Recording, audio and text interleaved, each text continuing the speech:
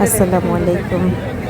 আমাদের এবারের কক্সবাজার ভ্রমণটা ভালোই ছিল, যদিও খুবই অল্প টাইমের জন্য, মাত্র 2 দিনের জন্য আমরা বেড়াতে গিয়েছিলাম। কক্সবাজার যেহেতু অনেকবার যাওয়া হয়েছে, এ পর্যন্ত প্রায় 5-6 বার তো যাওয়া হয়েছেই। এই জন্য এবার চিন্তা করেছিলাম যে এবার আর যাব না, কিন্তু বাচ্চারা যেহেতু কখনো ট্রেন ভ্রমণ করেনি, আমার আর এখন ট্রেনটা একেবারে কক্সবাজার স্টেশনেই নামে। এই জন্য চিন্তা করলাম যে আচ্ছা ঠিক আছে, এবার অন্তত ট্রেনে করেই কক্সবাজারটা ভ্রমণ করি। তো এই যে আমরা এয়ারপোর্ট স্টেশনে চলে আসছি। বিমানবন্দর স্টেশন যেটা, সেই স্টেশন থেকেই আমরা ট্রেনের জন্য অপেক্ষা করছি এখন, কারণ এখান থেকে ট্রেনে উঠবো। প্রথমে তো বুঝতে পারিনি যে যেখানে দাঁড়িয়েছি একদম দক্ষিণ পাশে, তো মনে করেছিলাম এখানেই হয়তো ট্রেনটা থামবে, কিন্তু স্টেশন যে এত বড় এটা স্টেশনে এসে বুঝলাম, কারণ সাধারণত স্টেশনে কখনো আসা হয় না। ট্রেনে বাড়িতে যাওয়ার জন্য গাড়িতে যাই বা অন্য কোথাও গেলে তো বিমানে যাওয়া হয়, ট্রেনে কখনো যাওয়া হয় নাই। তো এই জন্য প্রথমে বুঝতে পারিনি। তো এইখানে দেখাচ্ছিল যে বিভিন্ন ট্রেন কখন কী আসবে, সেটা আমরা দেখে আমরা কনফার্ম হলাম যে আমাদের ট্রেনটা আসবে হচ্ছে রাত 11:30টায়। তো যাই হোক, অনেক হেঁটে তারপর হচ্ছে আমরা যে ট্রেনে উঠেছি। তো আমাদের এই কামরায় 4টা বেড ছিল, রাতে ঘুমানো যায়। ওয়াশরুমটাও খুবই ভালো ছিল। এই যে উপরে একটা বেড, নিচে একটা বেড, ইচ্ছা করলে সারা রাত উপরে ঘুমানোও যাবে, আবার কেউ যদি গল্প করতে চায় তাহলে নিচে বসে গল্প করা যাবে। খুবই ভালো, কেউ ডিস্টার্ব করে না। আর এটা হচ্ছে করিডোর, এখানে অনেকগুলো কেবিন পাশাপাশি আছে, আর প্রত্যেকটা ইয়েতে মানে 2টা করে ওয়াশরুম আছে। তোগুলো কেবিনের জন্য 2টা ওয়াশরুমগুলোও অনেক সুন্দর, নিট অ্যান্ড ক্লিন, পরিষ্কার আর কি। ট্রেনের জার্নির জন্য মানে ঠিক আছে। আর এই যে রাতের বেলা ক্যামেরায় অত ভালো আসেনি, কিন্তু তারপরে ভালো ভালো দেখা যাচ্ছিল যে বাইরে একটু ইয়ের আলো ছিল, চাঁদের আলো ছিল, সেটাতে ভালোই দেখা যাচ্ছিল যে বাইরের পরিবেশটা, কিন্তু ক্যামেরায় আমি এরকম তুলে আনতে পারিনি। এটা একটা স্টেশন রাতের বেলার।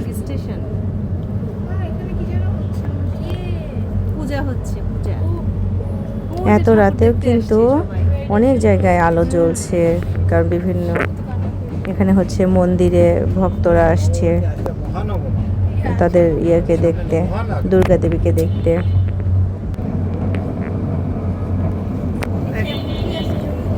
আচ্ছা, এখানে যে বেড আছে, বেডে কিন্তু একটা সুন্দর চাদর আছে, বালিশ আছে, তারপর হচ্ছে কম্বল দিয়েছিল গায়ে দেওয়ার জন্য, যেহেতু এসি থাকে, একটা এসি ক্যাবিন, সুতরাং ঠান্ডা ঠান্ডা পরিবেশে শোয়ার জন্য কম্বলও ছিল। এটা মনে হয় ভৈরব ব্রিজ, আমরা ভৈরব ব্রিজের উপর দিয়ে যাচ্ছি, বিশাল বড় ব্রিজ, কিন্তু বাইরে অন্ধকার বলে ভালো আসেনি। নর্মাল কিন্তু ভালোই দেখা যাচ্ছিল, কিন্তু ক্যামেরায় কেন যেন যখন ক্যাপচার করছিলাম তখন একদম ভালো বোঝা যাচ্ছিল না। এটা আরেকটা স্টেশনগুলো মোটামুটি ভালোই উন্নত হয়েছে। অনেক আগে যখন রেলে উঠতাম তখন দেখতাম যে অতটা উন্নত ছিল না, কিন্তু এখন কিন্তু স্টেশনগুলো অনেক উন্নত।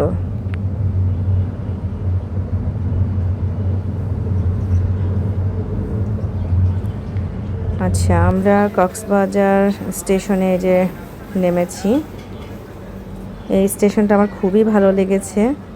এত বড় পরিসর আর এত সুন্দর, মানে ভিতরটা নামার পরেই একটু ভালো লাগছিল যে স্টেশনটা অনেক সুন্দর। বিমানবন্দর যেমন আমরা দেখেছি যে বিমানবন্দরটা এখন অত উন্নত না, সেই হিসেবে রেল স্টেশনটা কিন্তু অনেক উন্নত, আর জার্নিটা খুবই ভালো ছিল। এই যে স্টেশনের একদম স্টেশন থেকে নেমে ভিতরে যাচ্ছি, অনেক নিট অ্যান্ড ক্লিন, অনেক বড়, মানে একটা বিমানবন্দর যেরকম সুন্দর হয় স্টেশনটা কিন্তু এইরকম সুন্দর।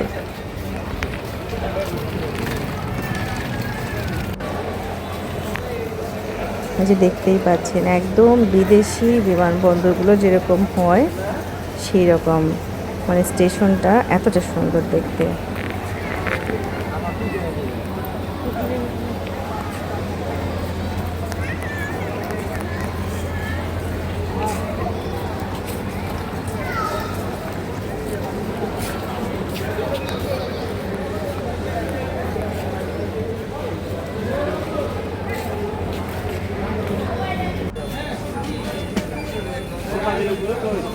এটা হচ্ছে পুরো স্টেশনের এলাকা।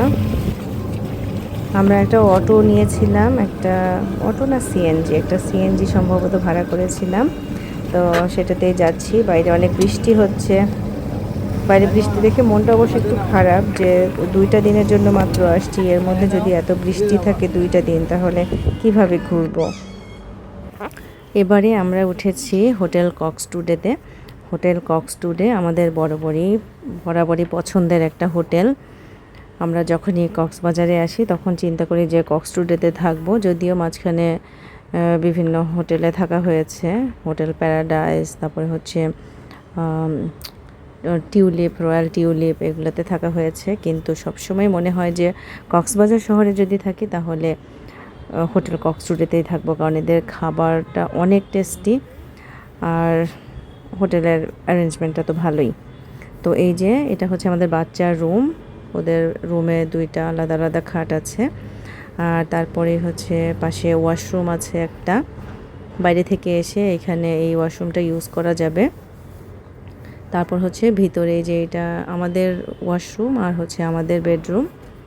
তো এই ওয়াশরুমটা হচ্ছে ভিতরের যে রুমটা আছে সেই রুমটার সাথে,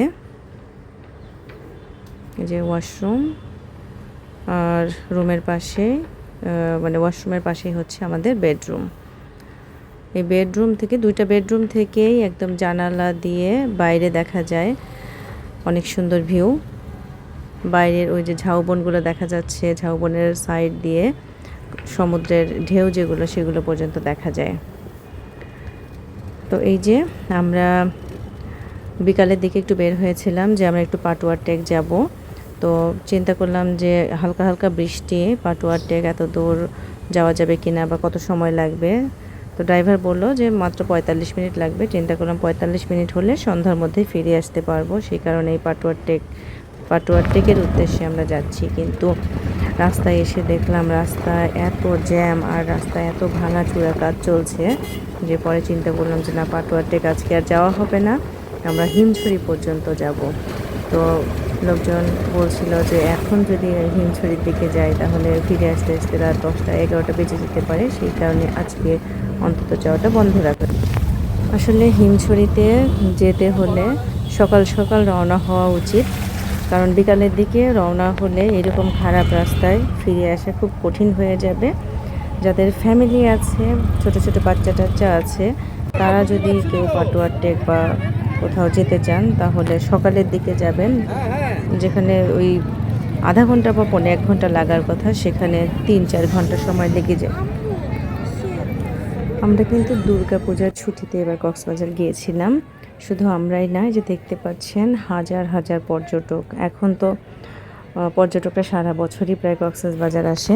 আগে যেমন বাচ্চাদের স্কুল ছুটি হলে একদম বছরের শেষে ডিসেম্বরের দিকে আসতো শীতের সময়, এখন কিন্তু সারা বছরই যখন ছুটি পায় মানুষ কক্সবাজার চলে আসে। আর এখন যেহেতু একটু নিম্নচাপ বা বৃষ্টি হচ্ছে, এই কারণে সমুদ্রে কিন্তু ঢেউগুলো অনেক বড় বড় হচ্ছে। তো আমরা পাটুয়া টেক না গিয়ে আমরা ফিরে এসে এই সুগন্ধা বিচে দাঁড়িয়ে আছি আর বড় বড় ঢেউগুলো দেখছি। কত ফুলে আছে, কত বড় বড় ঢেউ।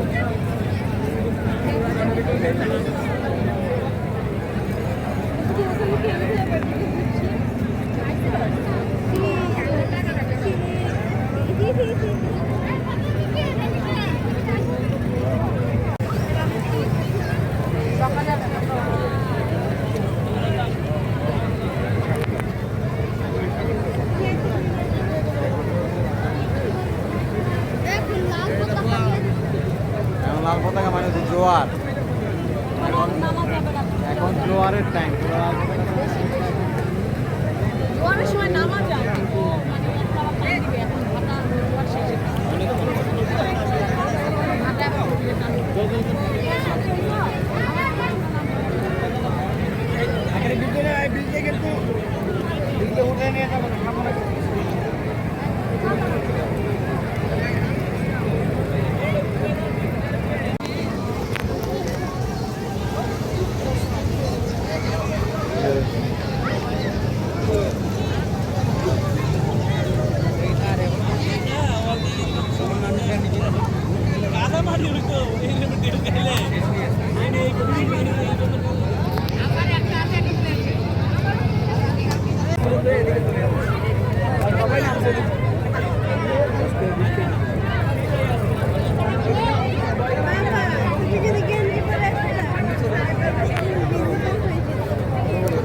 দেখো পানি কি উঁচু হয়ে আসছে তাই এই জন্য তোমাকে ভিজাই দেওয়ার জন্য পানি এই প্রচুর আরে আমি যখন স্পেশাল জুতো পরি না